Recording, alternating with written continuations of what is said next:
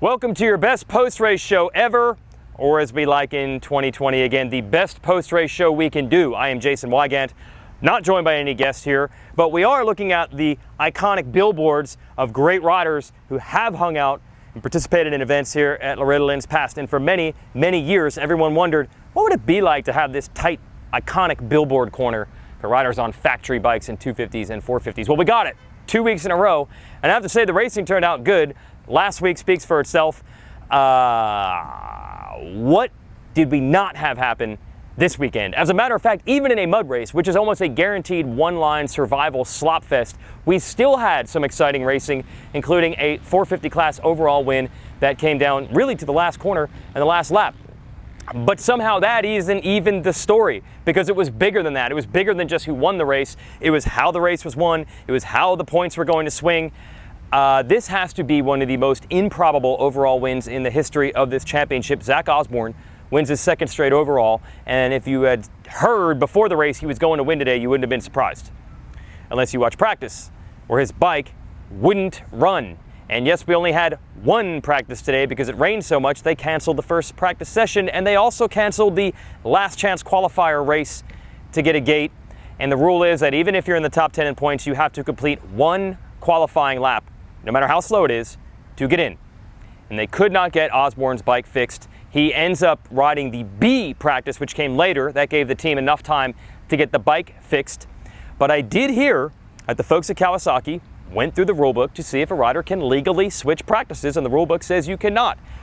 However, this is I'm going to try to pronounce this right, a force majeure act of God situation. Remember, that rule holds because normally you have 2 practice sessions and an LCQ to get the bike fixed and get in. In this case, he only had one 15-minute session and a 5-minute free practice right before that, so really only 20 minutes. So because the practices were cut, they did not enforce the you can't change practices rule. Who knew that by the end of the day, Tomac would be down 40 points in this championship? And by the way, it's a shortened championship. So if you're Kawasaki, you are not happy over anything that happened this weekend. The mud race got the best of Tomac's bike. He had the bike expire like 3 turns to go in the first moto. And with 2 laps to go in the second moto, he gets 9th in Moto 1 because he had lapped enough riders. He got 22nd in Moto 2. That means he scores 12 championship points on the day where Osborne somehow gets the overall win with 5-1 scores. We do not have audio from Eli Tomac. Would you really want to hear what he has to say? We'd be bleeping it. We'd be using like ampersand hashtag if we had to type it out. There's a story that Eli Tomac doesn't cuss. He uses terms like frickin' and gosh darn it. I bet you today he was using stronger language than that. But there's more racing to go. We'll be an Ironman next week. It will be fun to see if Tomac can reel the rest of the field in. As for Zach Osborne, yes, it's 2 wins in a row. 3 if you go back to Supercross. But again, in probable circumstances, barely qualified, was way back in Moto 1, crashed at one point, salvaged a 5th, ends up making late moves to win Moto 2 and the overall. Zach Osborne, I have no words for this. Do you? It's awesome to get back-to-back wins, especially with, like you said, the day that we had from the get-go. As soon as the green flag dropped, my bike stopped, and it took them a while to get it fixed. It was just an electrical issue that it took some time. That stuff takes time to troubleshoot. So we got it fixed, and we're able to go out for the B practice. And I think I got 3 or 4 laps in that, and put in the time, and then went racing. But the first moto was less than stellar from the start, just because I was so far back, and then one of my tear-off pulls broke, and I had to stop and kind of fix that, and then I was like 35th or something. So to salvage a 5th from that, and then go out in the second moto, had really good flow and felt super comfortable after like the halfway mark, and just kind of to go to the front was super nice. Yeah, so doing the math for the overall, if a guy goes 5-1 for the win, obviously it's very difficult. Somehow Adam Cianciarulo ends up second today, I think with like a 3.5. I talked to Adam this morning. He said the goal, just do well in both motos. His actual goal was to finish in the exact same spot in both motos to prove he could be consistent. He doesn't want to be the send-it guy like he's been earlier in his career and like he looked last week by crashing out. It was a consistent ride, and he even admitted that in the second moto he backed down a little bit just to bring it home. Maybe that cost him the overall victory, but for Adam staying upright in a muddy race like this, that's a victory in its own right. Yeah, I think the day it turned out to be exactly what we needed. You know, I wanted to come in here and put two solid motos together. I was on my way to doing that last weekend and had that little mistake. And this sport's tough sometimes, man. It seems like when you're down, it can kind of snowball. Kind of feel like you don't get kicked when you're down a lot, but this team really lifted me up this week. My mechanic, Justin, the truck driver, Big B, my trainer, Nick Way, my whole family, everybody, man, they were so good and lifted me up. Kurt Root at Kawasaki. So really just got to give it up to them. I think this is a good starting point for us. I could have ridden a little bit better in that moto, but I tried to play a little bit cautious and get up here on the box. So overall, stoked. And finally, Marvin Musquin. So I told you the overall came down to the last lap.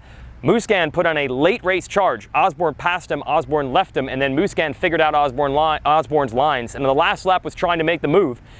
And had he passed Osborne, he would have leapfrogged from 3rd overall to 1st. And Marvin, in his comeback now, is 2nd in points to Osborne because, well, as we know, Tomac had problems, and also Jason Anderson did not finish in the points in the muddy first moto. Are you keeping up with all of this ridiculous action? And this is only one class, by the way. So Marvin Musquin, welcome him back to the podium. Well, first of all, that second moto was 10 times better than the first moto. Feeling-wise, and the track and the bike, everything was so. I was pumped on the great start. Man, I wish I would have got Zach, but Zach rode really well. He was strong, and but yeah, it was from pretty mellow moto, you know, the whole time to the last 2 laps going full send. And but that first moto, we had a different tire, and it was the wrong choice. So I'm a little bit bummed on that, but we tried, and I want to thank the Red Bull KTM team. Unfortunately, Cooper Webb, my teammate's not here, so I'm the only guy under the tent, and they're putting a lot of work for me, and I'm just pumped to be back on the podium for the second race in a while, and from last year. So yeah, thanks to everybody, all my sponsors, and I'm excited to keep on going. All right, let's switch to the 250 class. These ruts are deep, bros. And when you have rutted tracks, it's good to have short legs so they don't get caught in all this. And who has the shortest legs in the class is a tie. Alex Martin and Jeremy Martin. I know being tall is helpful in the mud because you can stick your legs out like skis. Well, the Martin boys end up going 1-2 overall. Victory for both. Alex ends up winning the second moto, and Jeremy wins the overall. Didn't win either of the motos today. How about Jeremy Martin? Comes in after major back problems, maybe physically, speed, raw, endurance-wise, strength-wise. Maybe he's not quite where he was way back in 2014, at least not yet. But he is doing well as far as just managing races. He hasn't won any motos, but he's right behind Ferrandis, who salvaged a day with some rough times in the mud. So Jeremy has a win already in his comeback, and the overall today had to feel pretty darn good, especially that he's joined by his brother on the podium. Here's Jeremy Martin.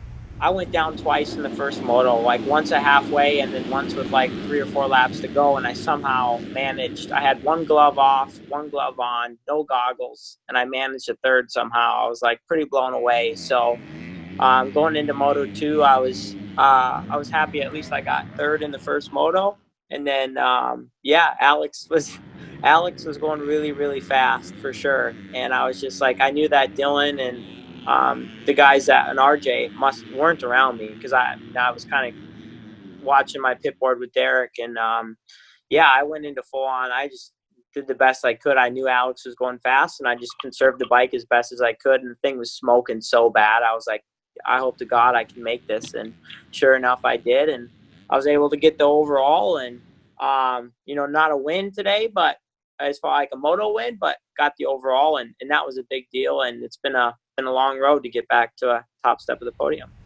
Yeah, and as for Alex, it's the one that got away because he was actually leading the first moto, got around Shane McElrath, and then crashed. You know what it's like when you lead in a mud race, good chance you're going to win, which he proved in Moto 2 when he got the lead from McElrath again, and this time held on for victory. So how about 30-year-old Troll Train on the JGR Yoshimura Suzuki 250, the much maligned JGR Yoshimura Suzuki 250. He's pulled good starts in every moto this year, and now he's got himself a moto win and a podium. So good job for Amart. Maybe short guys can ride the bud. Yeah, I mean, to be honest, it's a little bittersweet, I guess, with the first moto. I mean, I literally was in first right away there, right after the 10 Commandments. I think I got around McElrath. And then I just kind of came into that corner, sliding, and then I hooked up on the dozer berm, and like I almost looped out, and my hand blew off the bar, and I tipped over. And once I got going, like honestly, I can't believe I got 7th in that first moto. I was on the ground so much. And then, so yeah, second moto just came out swinging and got the whole shot. And I didn't really know that I had that big of a lead. I mean, I think I saw the final result, like I won by 1 minute and 3 seconds. Like, that's just insane to me. Like, Lee, actually, my mechanic Lee put on the pit board with a couple laps to go +2. And I kind of thought, like, maybe I only had a 2-second gap on second. So, like, I dropped the hammer real quick, trying to, like, put up a gap or something. I'm like, there's no way I'm going to lead 14 or 15 laps and give this up now. But, like, I'm just thankful, honestly, that I kept it on 2 wheels. Like, that track was absolutely very challenging and treacherous. Yeah, and I just hope that we have a dry race coming up. So the aforementioned Dylan Ferrandis, he salvaged it. Moto 1 was good. He ended up second. Moto 2, he was way back, and he was a little mad, actually, in the podium. He said his team made some changes, and they were the wrong direction. Now, I don't know if that was mud, bias changes, or actual bike setup as far as suspension or chassis or anything like that, but he said it wasn't good, and he ends up second overall, which to me is good, and he doesn't lose the points lead. And when you get to mud races, if you can just maintain, you're probably doing right. But that shows you how competitive Dylan is right now. He was not happy to not win today's race. He talked about second overall. I was a little bit frustrated on the podium because we made a small change between the two motos with the team, and it was absolutely not the way we should do it. And yeah, that I was not feeling comfortable with the bike. I mean, I lose traction with what we changed, and yeah, traction was really important today. And yeah, my bike in second moto was not that good that in first moto, and so I kind of lost some time here and here with that, and yeah, came back from behind and didn't help too. And manager 4 was 2 and 4 was still a good day. We leave with a red plate, which is the main goal, and yeah. To race down, 7 to go. One other rider to mention is RJ Hampshire. This feels like 12 hours ago, but just a few hours ago, less than that. Hampshire won the first moto. He lost his goggles early. He was being pressured by Ferrandis. He held on. I believe the most determined, motivated, focused, willpower guy in this class right now is RJ Hampshire. He is making himself take the leap to the next step, and that first moto win was huge. Unfortunately, he was 27th early in Moto 2. He came back all the way to, I believe, the 7th, and then the bike broke, and he ended up 17th. So what could have been for Hampshire, he actually ends up worse overall than last week, even though he had a first moto win. Not going to get him in the press conference because he's headed home, but really your heart goes out because Hampshire is showing he's a real championship player. But man, this mud, we know anything can happen. It's easy for bikes to overheat. And now we'll forever wonder, the riders that didn't finish, like Hampshire, like Tomac, and everybody else who had bike problems, and there were a ton, how much is it you have to ride the bike conservatively, or they did and the bike just didn't get them there? We'll never know. That kind of man-machine yin-yang. One other rider to mention before we go in the 450 class, Max Anstey. Yeah. Now look, we always make the rudimentary geographical guesses. Oh, he's an Englishman, he raced GPs, he's really good in mud. Well, rudimentary geography worked. He was leading a lot of the second 450 moto. It's really cool. Max, a great personality. He ended up third in the moto, bumped off the overall podium because Moto 1 he had some crashes. But awesome to see Max here and riding well. And hopefully he gets on the box because he's a really fun guy to talk to. And overall, you got to figure it might happen one of these races. All right, that's it. We had 2 at Loretta's. I think that's it. There's probably some rumors that we're going to be back here for 7 more. I don't believe that's the case. We're going to Indiana. Enjoy the best post-show we can do. I might drag Mathis in next time, but he was apparently at Loretta's today. I don't know if he was actually sighted. We dragged him to Loretta's, and he got out of here as quickly as he could as soon as the motos ended. But we're going to talk to him in Ironman, and we'll talk to you too. See you in Indiana.